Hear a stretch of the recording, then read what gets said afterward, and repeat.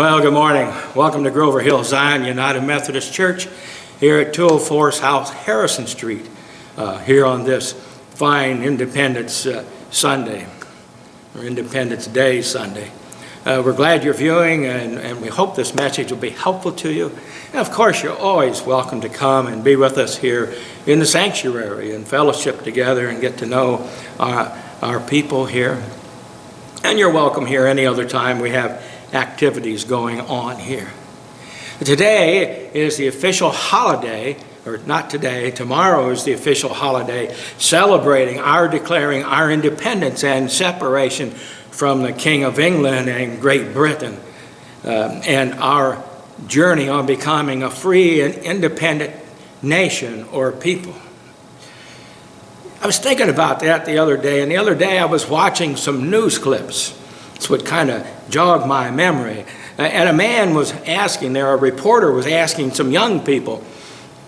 They were in their late teens, early 20s. They were college-age students, and he was asking them if they were proud of America. And out of the half a dozen or so young people that he asked, every one of them said, "No, we're not proud of our country. Nothing to be proud of." Where'd they get that at? Where did they get that from?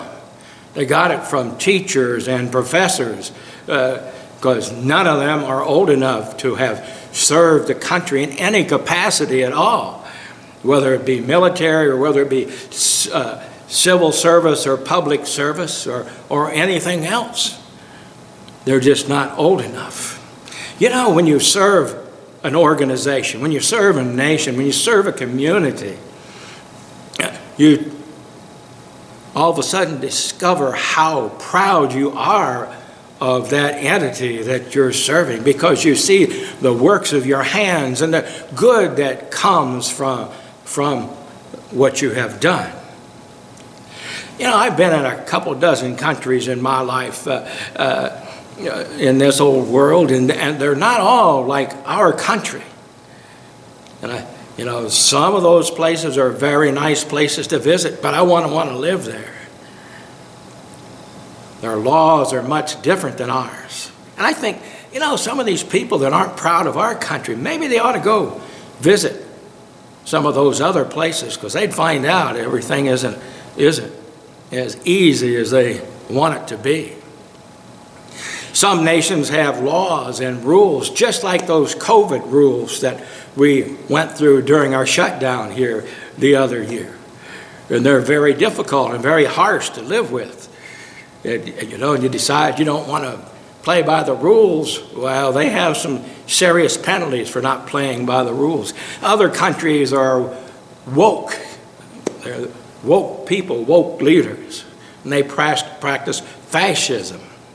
Say or do something they don't like, and you'll get arrested and perhaps thrown in prison, not just for a day, but maybe for even years. There's no country on earth like the good old United States of America.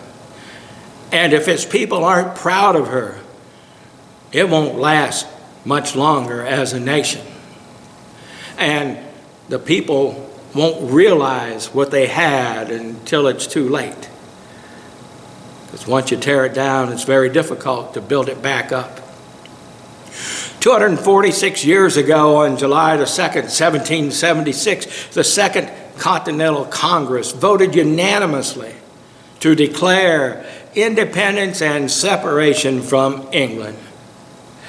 2 days later, on the 4th of July, a committee of 5, with Thomas Jefferson as the author, wrote the Declaration of Independence.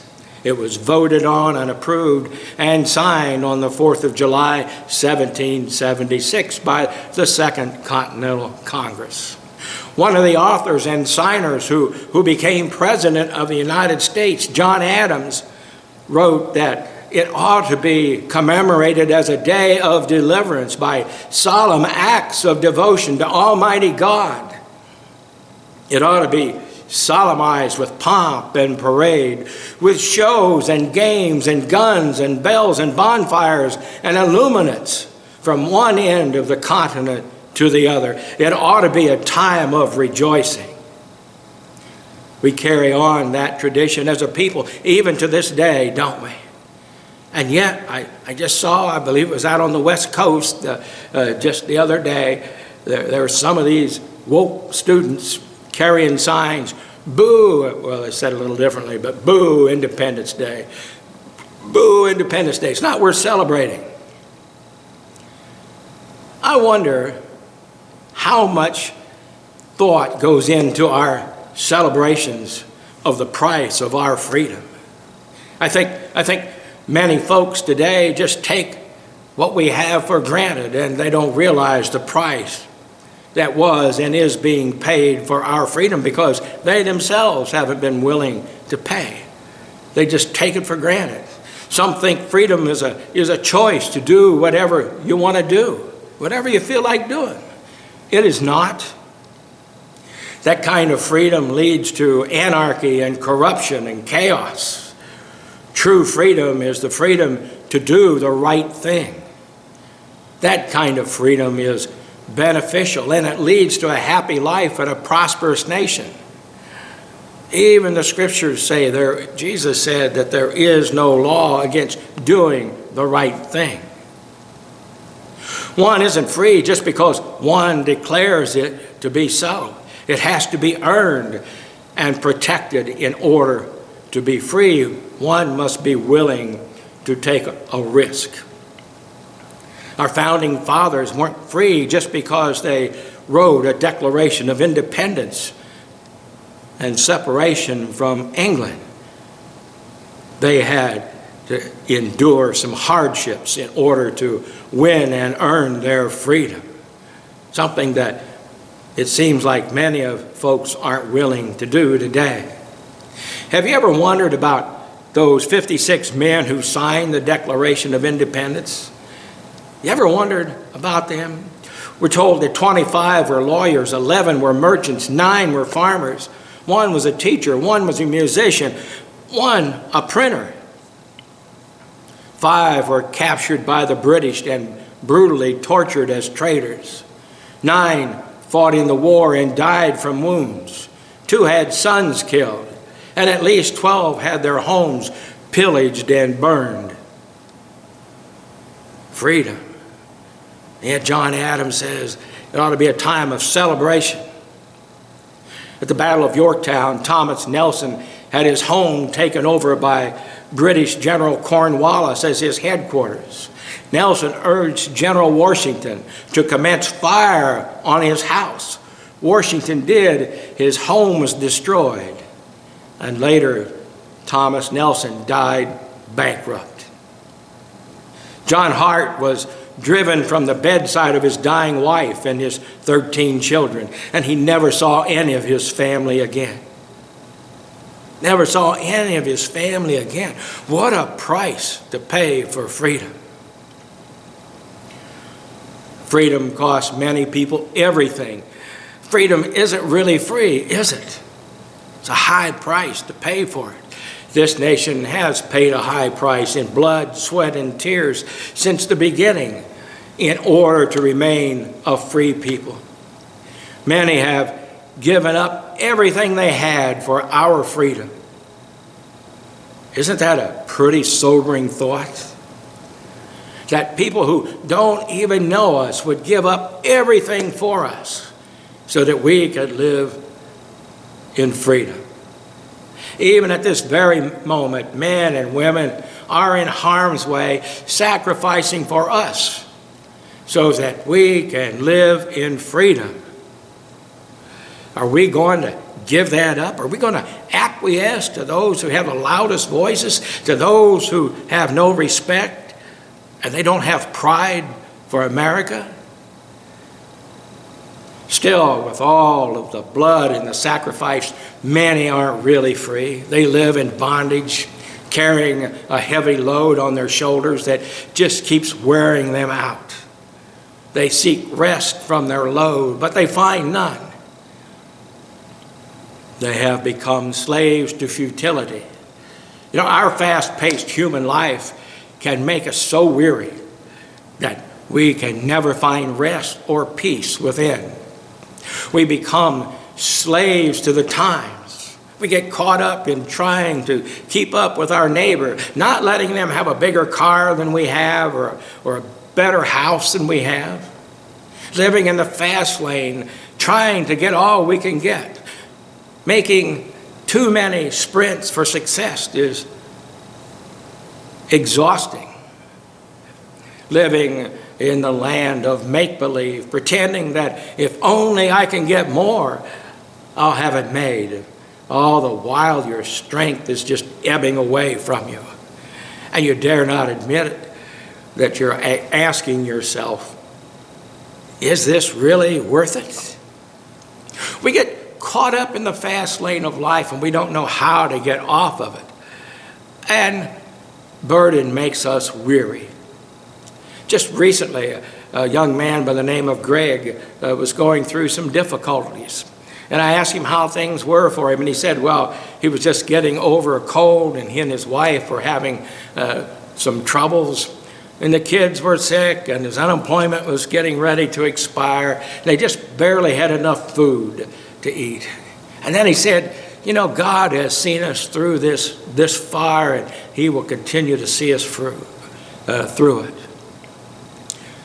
See, Greg was free, and he was able to lay his burden down at the feet of Jesus, where he found rest for his weary soul.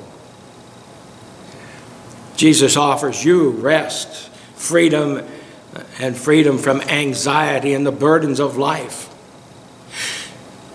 Jesus, as he looked around, he was discouraged at the stubbornness of the people. He said in Matthew chapter 11, verse 16, what shall I say about this nation? You're like little children playing with their friends. You're never satisfied. We played a happy game, but you weren't happy. We played a sad game, but you weren't sad either. Nothing will please you. He said to John the Baptist, didn't drink wine and he fasted. Did you say he's crazy? And I, the Messiah, feast and drink, and you complain that I eat too much and that I'm a drinking man, and I hang around with the worst kind of people. You're never satisfied, and you justify your inconsistency in your judgment. Then Jesus prayed, thanking God for hiding the truth from those who thought themselves to be wise, but revealed the truth to little children. You know, if we really want to know God, we must come to Jesus with the trusting, childlike faith of a little child. We must take Jesus at his word.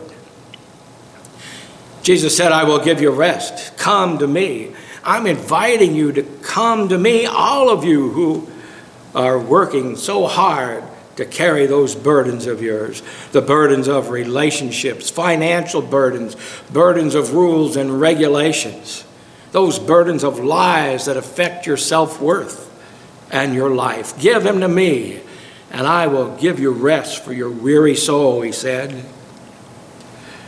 Wear my yoke, follow my life, for it fits perfectly, and you will find rest. And I'm the only one, he said, the only one who can make those burdens you're carrying lighter.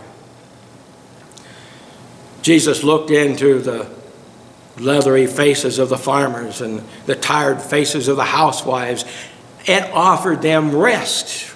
Rest. Rest is, that kind of rest is found in no one else. He said to all who would hear, take my yoke upon you and learn from me, for I am gentle and humble in heart, and you will find rest for your souls. You must come to Jesus in humility as a little child would. People came out of their office complexes of that day and they brought to him their burdens of their very being. And he gave them not religion, not doctrine, not a system, but he gave them rest and freed them from whatever had them bound. As a result, they called him Lord. As a result, they called him Savior, not so much for what he said, but for what he did on the cross one Friday. Many people are weighted down with burdens like Greg that I mentioned a moment ago. And like Greg, they laid their burdens down at the feet of Jesus, and he made their burdens lighter, and he gave them rest, and he set them free. What about you this Independence Day weekend? Are you longing to have those burdens lifted from you? Jesus offers you freedom today. Will you lay your burdens down at his feet today? He will give you rest, and he will set you free. Being set free, isn't that worth celebrating this Independence weekend? I'm reminded that Jesus tells us in John's Gospel, chapter 8, verse 36, whom the Son sets free is free indeed. Well, I hope you're freed from those burdens that you may be carrying this weekend. And I hope you just have a great and enjoyable Independence Day tomorrow. Have a great week.